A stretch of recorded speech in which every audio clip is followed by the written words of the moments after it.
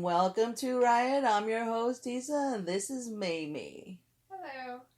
Do I usually sound that way when I do Riot? Yeah. Oh, it's been a while. It's been a week. It's been 2 weeks. Like a week and a half. Yeah. So today we want to talk about anagrams. We both took the quiz. So I learned about them from Brene Brown, who talked about a guy who's been studying them for years and wrote a couple books about it. And basically there was 9 different kinds of anagrams. And each one is very specific to the person and kind of how they were raised, and talk about some different childhood traumas that they might have gone through. And Brene Brown said that when she was reading it, she wanted to throw the book across the room because it felt so true to her. So I thought, why not? I used the promo code that Brene Brown provided, and I took the test, and so did Tisa, and I think that our results are pretty damn accurate. Yes. And I don't like the number 1, and you didn't like the number 1, but it did describe us both, our number 1. Right. Which mine was number 2, the helper, and she is... I am number 4, the individualist. Yeah. But we both had number 9 as our third. Right. My number 5, the investigator, is my number 2. And Tisa's is what, number 7? Number 7, the enthusiast. Yeah. But I would rather be more like the enthusiast than the helper, because I didn't like the negative stuff that was said about myself, which I know are to be true, because in a healthy relationship, if a certain person is acting a certain way, if you tell them, hey, this is the way that you're acting, this is not healthy, then you fix them. So a couple of weeks ago, May May did that. She told me, hey, this is what's going on, and so I've been working on it since she said that, because I didn't even know what was going on.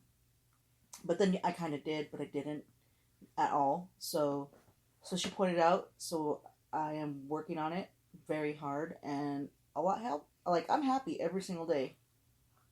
Every single day, I have no worries, because I've been working on not holding on to the past. When, like, I feel like an old person, because you know in stories they say that the person holds on to the past, like, oh, the good old days when I used to do this, and that's how I am, and it's not a bad thing, but when it's just like, I'm just sad that today is not like those days, so I'm working really hard on letting it go and just living in the now and preparing myself for the future. And I have not been I'm so happy the past 2 weeks working on myself. And so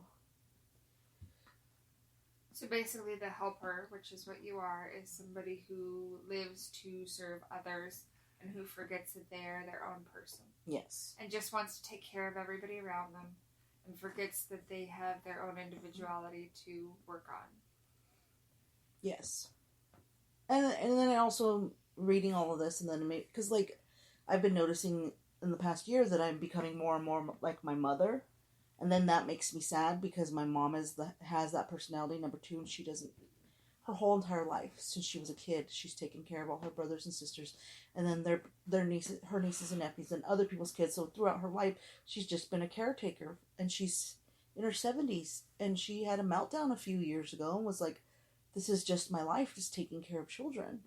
And then we told her she should take a vacation by herself and go and do stuff, and she didn't. And I think she should have. She should have went. We told her she should go to California, where one of my oldest nephews lives. Him and his husband live out there in San Francisco, maybe? I don't remember right now. But we told her she should just go. Just go for like a week or a weekend. Just be by herself and like enjoy spending time with my nephew, because she enjoys talking to him. They have great conversation. My nephew's very intelligent, and he's in the Air Force. So I think she would have enjoyed it, but she didn't. And then my brothers had kids, so now she's taking care of those kids, and I get sad because she says she wouldn't change her life, but she's just sad like she didn't get to experience more than she wanted. And I don't want to end up that way. I don't. So, I don't want to regret anything. And I want to experience things. So, I'm ready to, with my fiance here, to experience things with her that she's already experienced. But she told me when we first got together, she wants to travel with me. And she wants to see the world through my eyes with my excitement and everything. And that was the sweetest thing anybody's ever really told me. It was a fight, too. What was a fight? When I said I wanted to travel. Why was it a fight? Because you're like, we can't afford to. We'll never be able to afford to. No, this was when it was just me and you. This was before the kids came home. Oh, okay.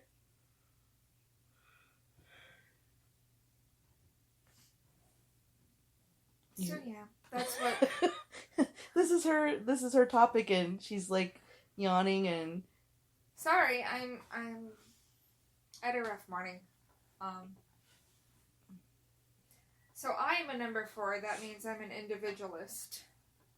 That means I'm super creative, witty, passionate, but I'm also moody, pretentious, self-indulgent, self-serving. So we have her who thinks about others but never thinks about herself. And then we have me who thinks about myself but doesn't think about others. Yes. So,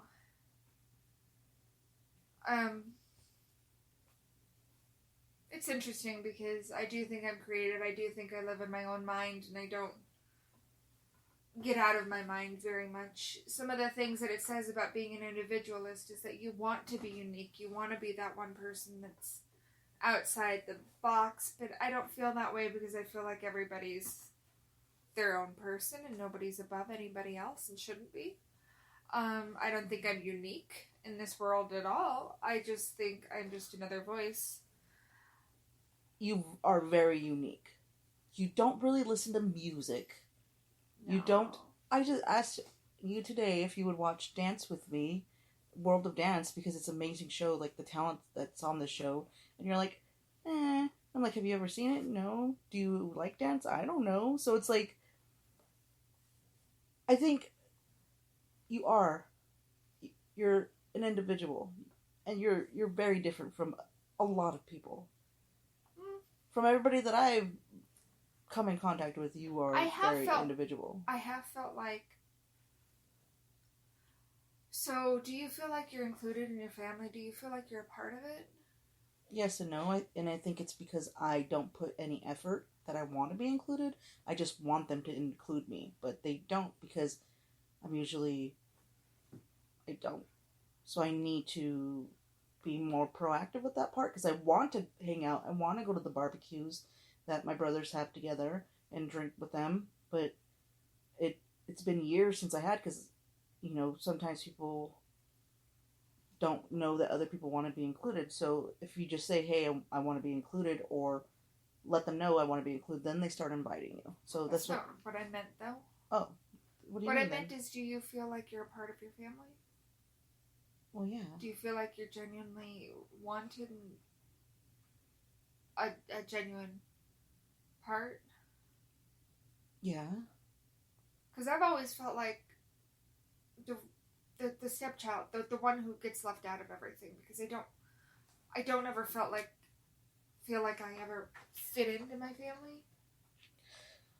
I feel like, my mom had my brother and my dad had my sister, and then on the other side my real dad had this whole other family, and I wanted to be a part of something, and I wanted somebody to want me the most, and nobody ever did, and I just never felt like I was a part of anything. I felt like, well, this is how they feel, how come I feel different?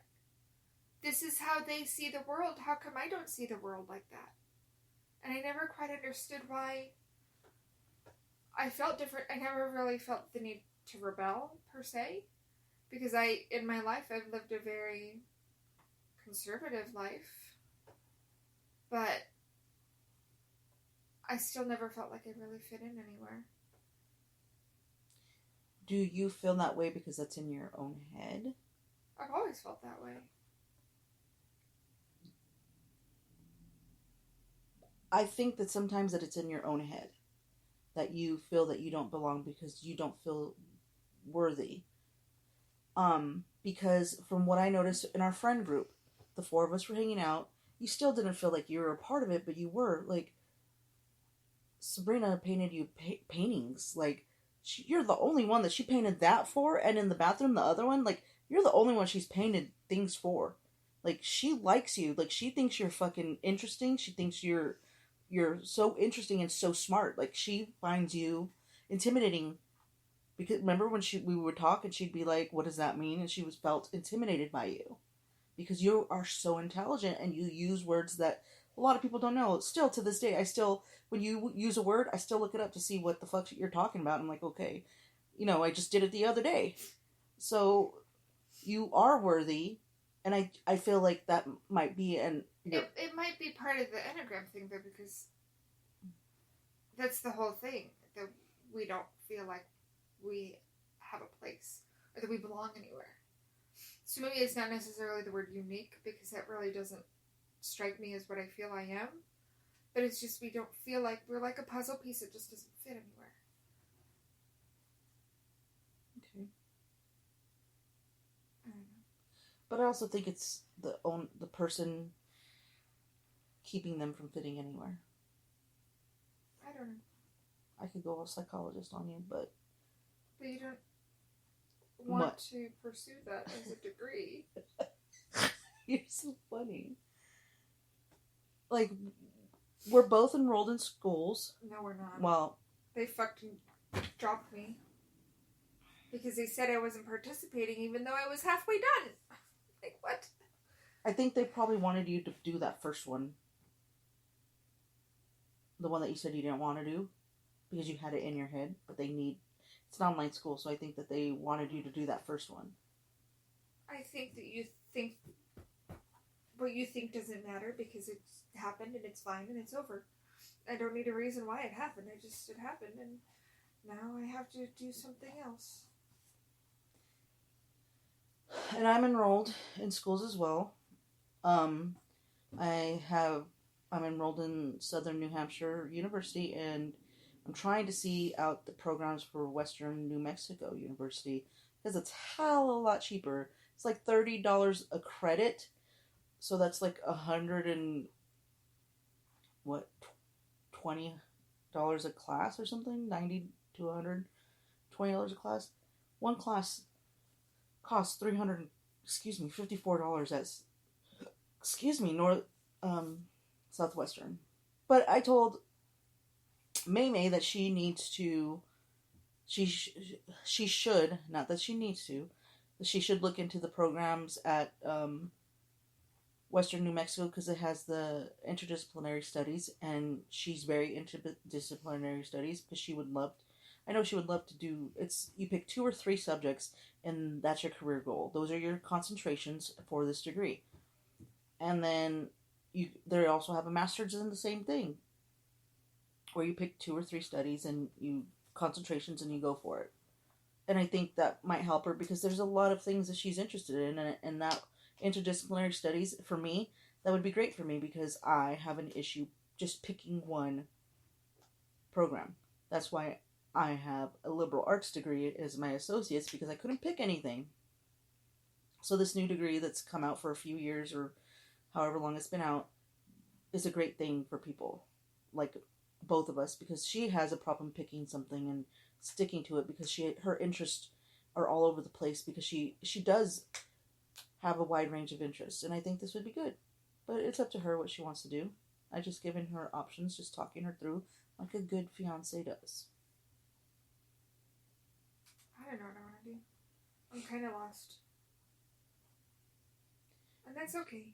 It's just a season. I remember seeing a quote that said, it's not you're being lost, you're just getting directed to somewhere. You're not lost, you're just getting directed. I just need to find the time to listen.